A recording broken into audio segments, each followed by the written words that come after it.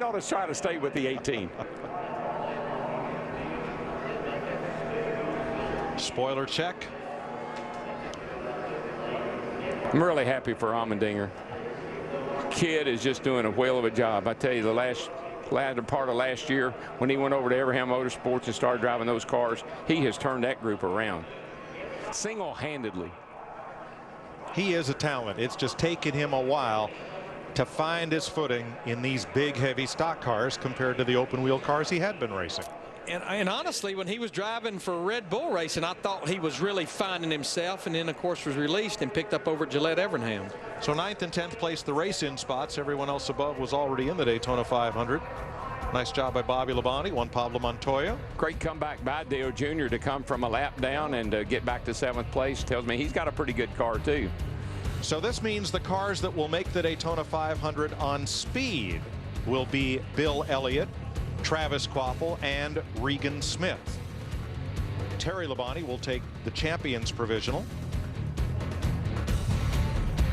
And that means that drivers like Joe Nemechek, Boris Said, and on back will be disappointed. Matt. A big hug from Tony Furr's crew chief, his wife Shayna. You've had a lot of great moments. Where does this one rank in your racing resume? This one is huge, Jerry. Man, it is. I tell you, I just can't say enough about all sport. Everybody came on with us, and just can't believe it. You know, 23 days ago, we didn't even have a race team or nothing. Walked in the shop, and 2 hours later, we bought a bunch of cars and went racing. And but we were in it for a long haul, and I said I would never do this if I couldn't do it for a long haul. And I just really proud of all my guys. Tony, man, everybody involved. Bobby, I mean, just I can go on and on and on. Just mainly all sport, man. They took a chance with us and sponsored a car and team that, you know, shouldn't even be here right now. So, I mean, well, thank them, Gary Smith and everybody. Just an emotional day for me, and just that's why I wanted to come back. Pretty awesome. All right, thank you, Jeremy. Dick? Well, Kyle Busch has parked the car in victory lane. He's getting ready to get out, and he's in a hurry to do just that. What an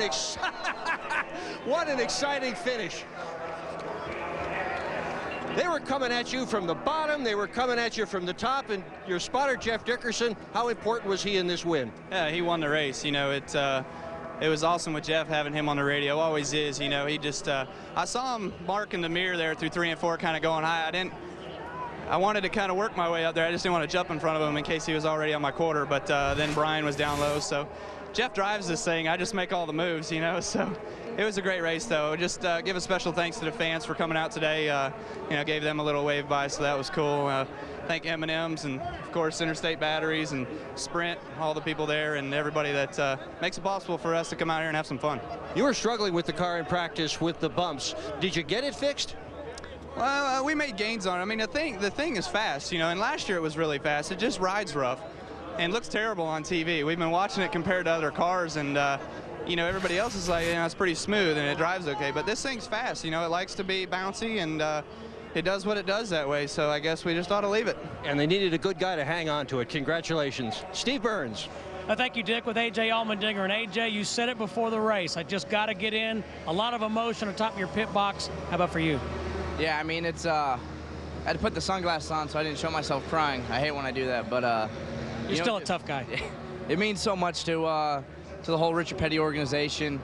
I mean, Valvoline Dodge wasn't what we wanted. We were struggling, and you know, I honestly got to thank my teammates and Elliott and Reed and Stanley and McDonald's for kind of halfway ruining their races to come back to save me. We were struggling really bad, and you know, thank the 9 guys, the Budweiser team. They pitted my car today, so it's obviously just a whole team effort. So I'm just so proud of these 44 guys and everybody in the organization, because they worked hard to get this ready. We weren't prepared to come here and have to make the show, and it just means so much. I mean, this is such a tough race to make, and you know, just happy to do what Valvoline set out to and be in the 500. Well, you're in. Congratulations. A lot of emotion down here, Mike. Boy, some great feel-good stories going into the Daytona 500. And what a race up front. Both race 1 and 2, Jeff Gordon, Kyle Busch in victory lane. Wow, let's get ready for Sunday. You know what? I'm glad I'm up here and not down there this year. But I got to tell you, tears of joy and sighs of relief. That's what this race is really all about. And today, it was emulated it more than any time I've been here in many, many years.